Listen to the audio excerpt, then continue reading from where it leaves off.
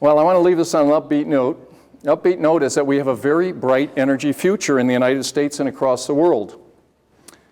Interesting image here of the continent of Africa at night. 1 billion people on the continent, and as you can see, there aren't many lights on. They don't have much electricity. You can compare that with Europe up at the top and India over on the right. Here's an interesting picture from Guinea, West Africa. These young men come to read by the airport lights at night because they don't have electricity at home. Well, the good news is that these people are going to get their electricity. We're going to have low-cost hydrocarbons for centuries. A study by the U.S. Energy Administration just a couple years ago concluded the world's shale gas and shale oil resource base is vast. This is the rock formation that the new shale shock is able to get oil and gas from. And it's just started in the United States. It's already dropped world oil prices. There are shale basins all over the world.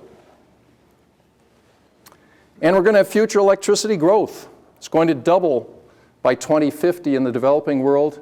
And even the U.S. electricity is going to go up. Where did I put my cell phone? And the reason is this thing, a couple of years ago, was sort of fun. I asked for a road atlas from my family. My son goes, "Dad, you're so archaic."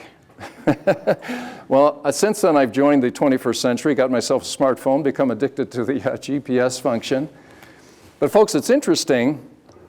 If a teen does a lot of texting on one of these, not much energy in this, but when you count the Wi-Fi networks, the cellular networks, the servers, the storage, the switching, you use about 2 refrigerators worth of electricity with one of these things. So the electricity use is going to continue to rise. And we have 1 billion automobiles today across the world. That's going to rise to 2 billion in the next 40 years, buoyed by low-cost, that's Billings, by low-cost hydrocarbons. Low-cost energy is the key to our prosperity, from getting developed nations, electricity to developing nations, desalination of fresh water, all the other things that drive our modern society.